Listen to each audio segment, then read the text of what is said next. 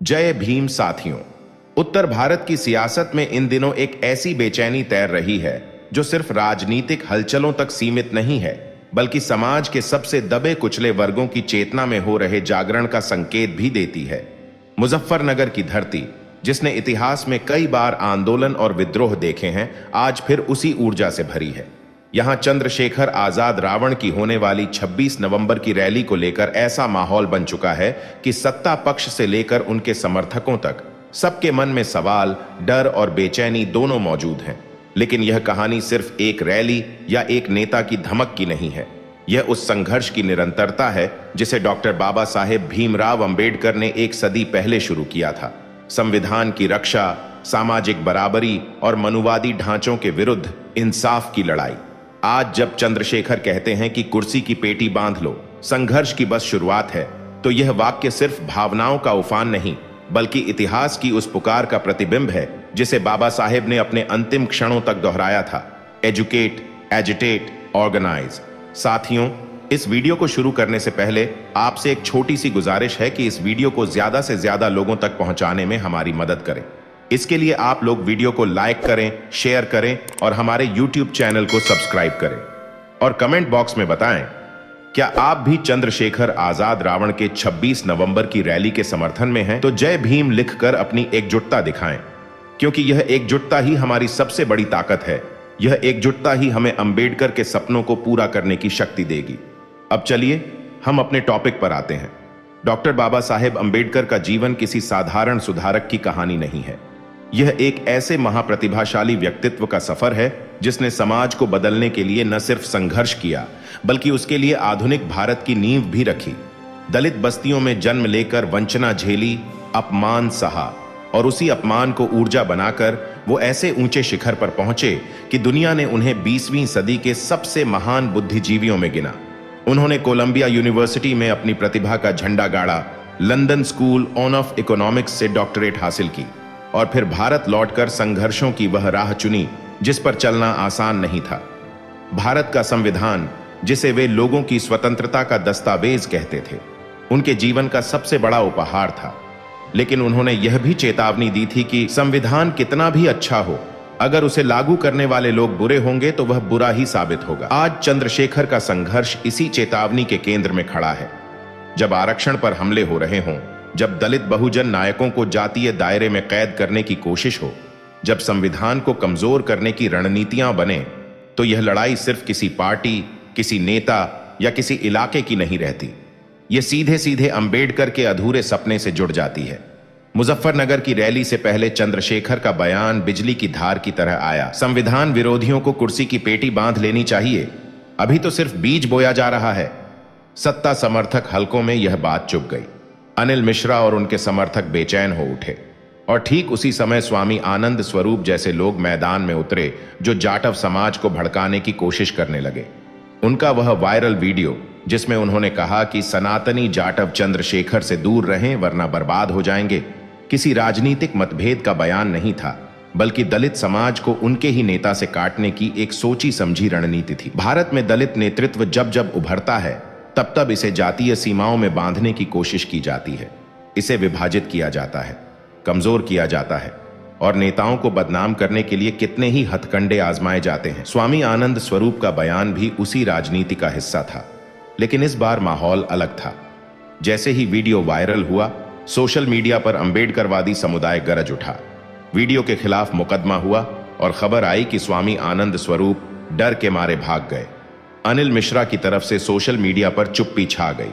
उनके समर्थक अब खुली चुनौती देने लगे। चंद्रशेखर झुंड में शेर है, अकेले मुनिवादी से नहीं लड़ पाएगा।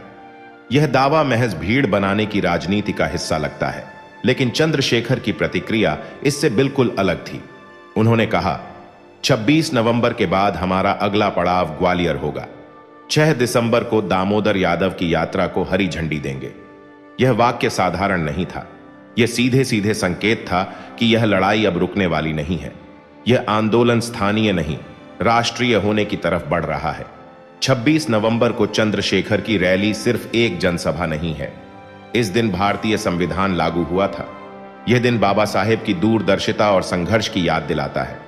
बाबा साहेब अंबेडकर ने संविधान बनाते समय कहा था, मैं उस भारत को देखना चाहता हूं जिसमें हर नागरिक को बराबरी, स्वतंत्रता और न्याय मिले।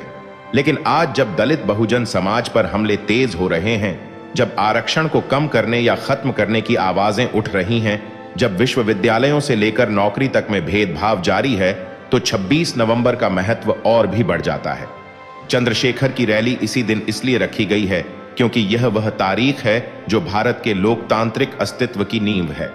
सवाल सिर्फ इतना नहीं है कि कौन सही है और कौन गलत। असल मुद्दा यह है कि कौन संविधान के साथ खड़ा है और कौन उसके विरोध में। अनिल मिश्रा और उनके समर्थक जिस तरह हिंदू राष्ट्र की भाषा बोलते हैं, वह सीधे सीधे बाबा साहेब अंबेडकर के भारत के खिलाफ जाता है। बाबा साहेब ने साफ कहा था, मैं जन्म से हिंदू था, लेकिन मैं हिंदू मरूंगा नहीं, क्योंकि हिंदू धर्म समानता का विरोधी है। इसलिए चंद्रशेखर का संघर्ष किसी धर्म के खिलाफ नहीं, बल्कि उन विचारों के खिलाफ है जो समानता को कुचलते हैं, जाति व्यवस्था को बचाते हैं और संविधान को कमजोर करते हैं। सूत्रों का दावा है कि भीम आर्मी अब इस मुद्दे को कानूनी मोर्चे पर ले गई है। अनिल मिश्रा के बयान, उनके समर्थकों की धमकियां और दलित समाज को भड़काने की कोशिश, इन सब पर अदालतों में कार्रवाई की तैयारी चल रही है। भीम आर्मी स्पष्ट कर चुकी है कि संविधान विरोधियों को बख्शा नहीं जाएगा। लेकिन सवाल यह है कि यह कार्रवाई होगी भी या नहीं। क्या अदालतें समय पर सुनवाई करेंगी? क्या सरकार किसी तरह का दबाव बनाएगी या फिर मामला ठंडे बस्ते में डाल दिया जाएगा? यह सवाल वक्त के हवाले है। जब एक तरफ मनुवादी शक्तियां हिंदू राष्ट्र का नारा देकर समाज को विभाजित करने में लगी हों और दूसरी तरफ दलित बहुजन समाज संविधान, समानता और लोकतंत्र की रक्षा के लिए मैदान में उतर रहा हो, तो यह सिर्फ राजनैतिक भिड़ंत नहीं रह जाती, यह एक वैचारिक टक्कर बन जाती है। एक तरफ मनुस्मृति का भारत है, दूसरी तरफ अंबेडकर का भारत। एक तरफ जाति व्यवस्था है, दूसरी तरफ समानता का सपना। एक तरफ दमन है, दूसरी तरफ प्रतिरोध। चंद्रशेखर इसी परंपरा के नए योद्धा के रूप में उभर रहे हैं। मुजफ्फरनगर की धरती पर जब चंद्रशेखर आजाद के कदम पड़ने वाले हैं, तभी देश की राजनीति के आकाश में एक अलग ही हलचल दिखाई देती है। ऐसा लगता है जैसे देश दो धाराओं में बंटता जा रहा है। एक तरफ वह धारा जो संविधान, बराबरी और सामाजिक न्याय को भविष्य का रास्ता मानती है, और दूसरी तरफ वह धारा जो हिंदू राष्ट्र का सपना दिखाकर संविधान की रीढ़ तोड़ने की तैयारी में लगी है।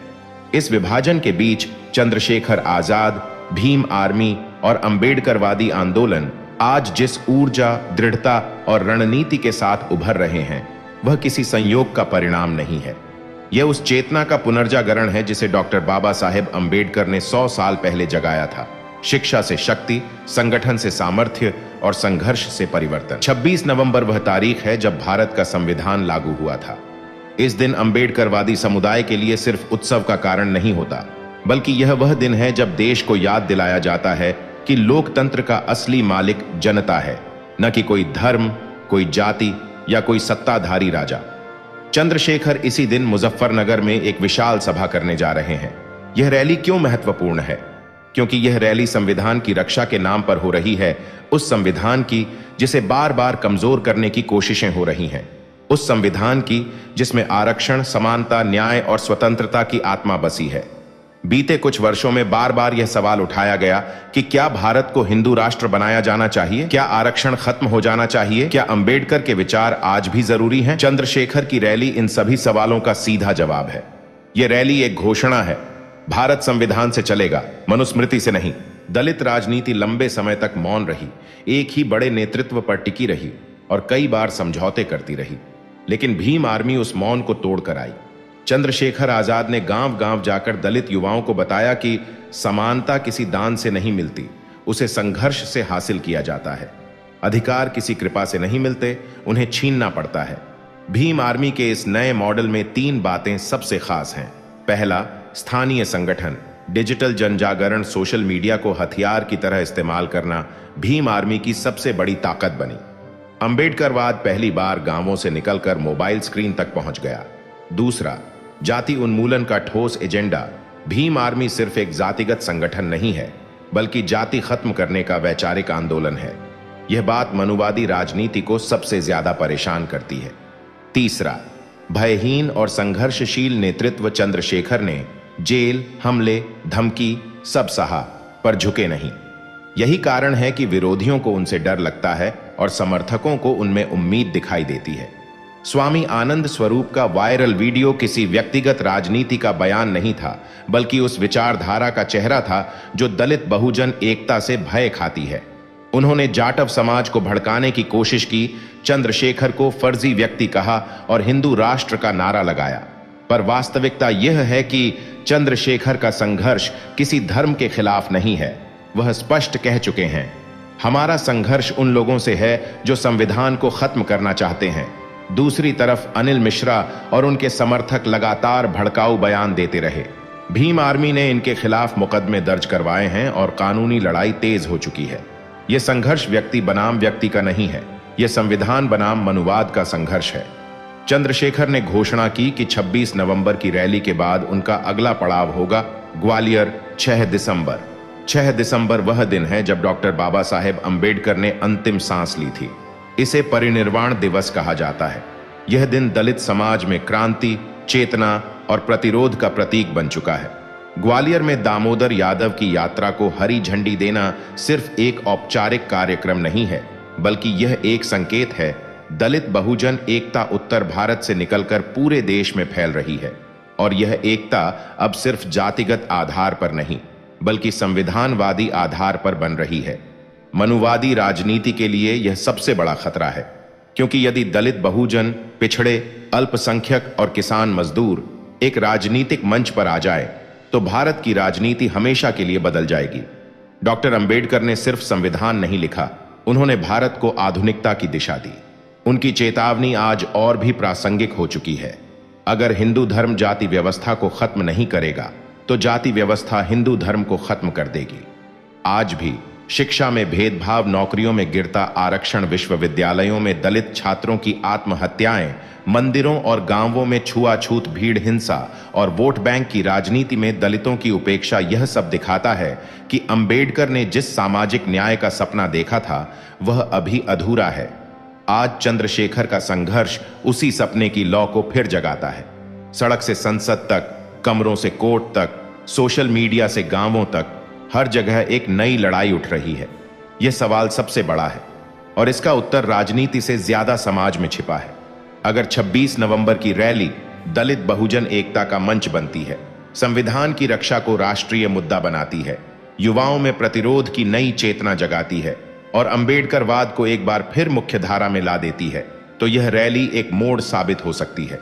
राजनीति में कभी कभी एक रैली, एक भाषण या एक घटना पूरी दिशा बदल देती है। चंद्रशेखर की रैली में यह क्षमता दिखाई देती है। क्या अनिल मिश्रा कानून के दायरे में आएंगे? भीम आर्मी कानूनी कार्रवाई कर रही है, लेकिन सत्ता, पुलिस और प्रशासन कहां खड़े होंगे, यह निर्णायक होगा। क्या चंद्रशेखर का आंदोलन राष्ट्रीय स्तर पर फैलेगा? अगर उत्तर भारत में मुस्लिम बहुजन दलित एकता मजबूत हुई तो एक नई राजनीतिक धुरी बन सकती है। क्या बहुजन राजनीति को नया नेतृत्व मिलेगा? कई वर्षों से दलित राजनीति स्थिर थी। चंद्रशेखर एक नए चेहरे के रूप में उभर रहे हैं जो युवाओं को आकर्षित कर रहे हैं। क्या संविधान विरोधी शक्तियां पीछे हटेंगी? यह तभी संभव होगा जब आंदोलन जमीन से उठकर संसद तक पहुंचेगा। मुजफ्फरनगर से लेकर ग्वालियर तक, युवा से लेकर वंचितों तक, गांवों से लेकर सोशल मीडिया तक एक नई लहर उठती दिखाई दे रही है। यह लहर सिर्फ राजनीतिक नहीं, वैचारिक है। यह लहर सिर्फ चंद्रशेखर की नहीं, अंबेडकर की है। यह लहर सिर्फ एक रैली की नहीं, एक युग परिवर्तन की आहट है। चंद्रशेखर जब कहते हैं यह तो सिर्फ शुरुआत है, अभी तो बीज बोया जा रहा है, तो इसमें एक पूरी सदी का प्रतिशोध, एक पूरे समुदाय का आंसू, एक देश की उम्मीद और एक महापुरुष का सपना छिपा हुआ है। भारत आज जिस मोड़ पर खड़ा है, वहां संविधान की रक्षा सिर्फ एक राजनीतिक मुद्दा नहीं, बल्कि अस्तित्व का सवाल बन चुकी है। और यह स्पष्ट होता जा रहा है, जो अंबेडकर के साथ खड़ा होगा वही भारत का भविष्य लिखेगा। दोस्तों, आज की वीडियो में बस इतना ही। यदि आपने अभी तक हमारे YouTube चैनल को सब्सक्राइब नहीं किया है तो चैनल को सब्सक्राइब करें, वीडियो को लाइक और शेयर करें। वीडियो को पूरा देखने के लिए आपका बहुत बहुत आभार।